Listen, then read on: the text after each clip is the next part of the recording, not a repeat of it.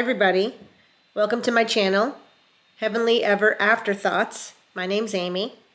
This is a video where I'm going to talk about who I think should watch Heavenly Ever After, the K-drama that is currently on Netflix. It just came out in the spring. It's pretty much a brand new mini-series on heaven. So I thought I would make a video about who I think would enjoy watching this show and who shouldn't watch the show. I came up with 5 types of people who should watch Heavenly Ever After. So let's get right into it. Number 1, people who are open-minded about religion will really enjoy Heavenly Ever After. You have to be open-minded about religion. If you are set in your ways and you believe that there is only one way to get to heaven and you have to follow very strict, narrow rules, this is not the show for you. So you can just move on.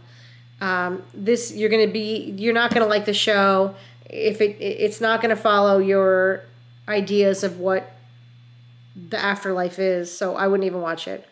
But if you're open-minded about religion, if you are open-minded about what happens to us when we die, this is a good show for you, because in this show, heaven and hell are not final destinations for everybody.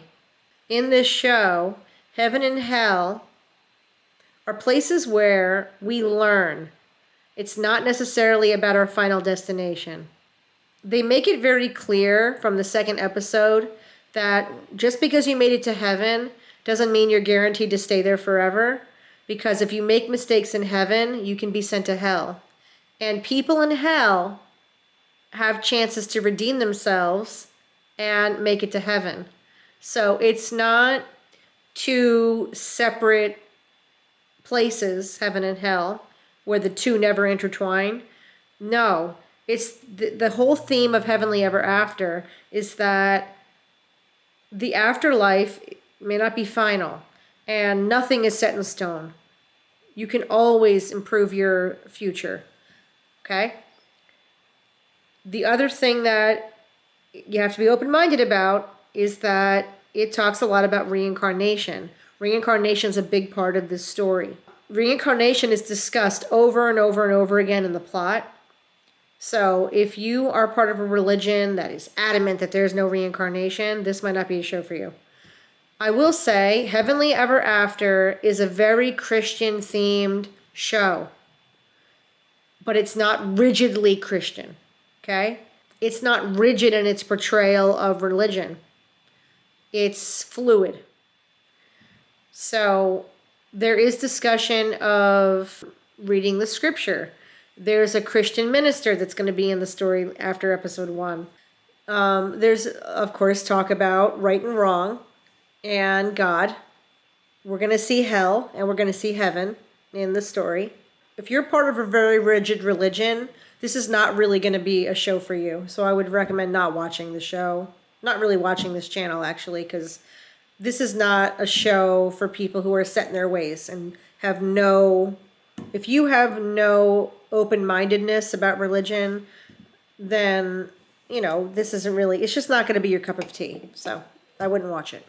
Who else should watch Heavenly Ever After? If you love romantic love stories, if you love stories about unconditional love, the main characters in Heavenly Ever After are a wife and husband. The wife is Haesuk, the husband is Nakjun, and they have been married for 50 years. And even in the afterlife, their love is unconditional. Their love was unconditional in life, and it's unconditional in the afterlife. And I really love that theme. I love their relationship. The fact that she goes to heaven and she is 80 and he's 30. But he doesn't see her as 80. He still loves her as if she was his age. Is really special. That's really endearing. There's so many scenes where he looks at her and you can see the love, and it doesn't matter that she looks 80. It doesn't matter. So if you like romantic love stories, where love conquers all. This is a great show for you. So that's number 2. Number 3, who should watch Heavenly Ever After?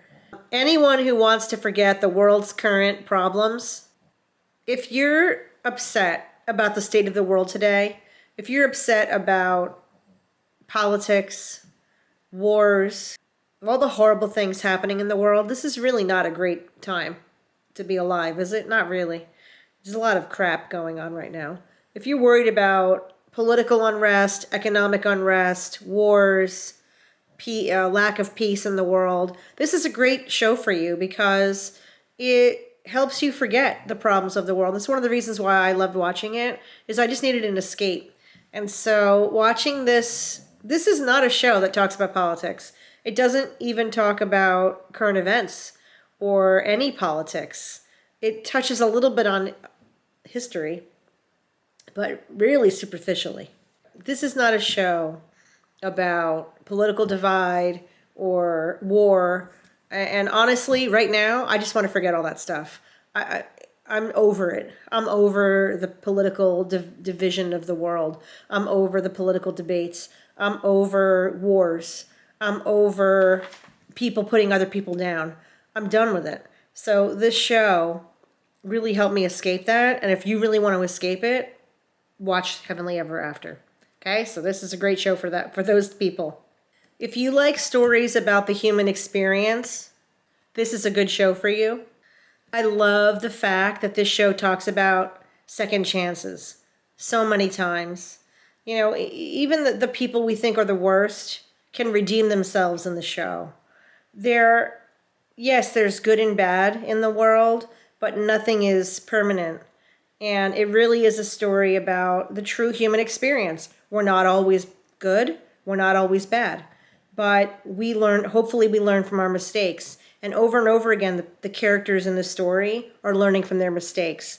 So if you like stories about that, about the human experience, the good and the bad, this is a great show for you. The last point, if you like tearjerkers shows, but shows that make you laugh the next minute, this is a good show for you. It has both types of moments in the show. So you'll be crying one minute and then you'll be laughing the next minute because of some ridiculous joke that was said.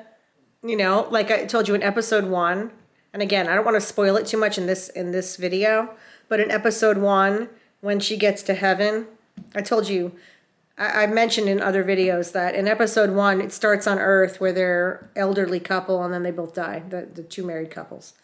And when she gets to heaven, there's this heartbreaking scene with a firefighter who's going to heaven.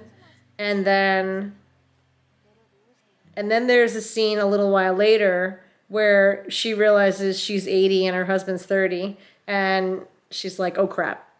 And you laugh. So it's like there's a roller coaster of emotions sometimes when watching Heavenly Ever After. But I like that. You know, I don't want to cry the whole time, but I don't want to...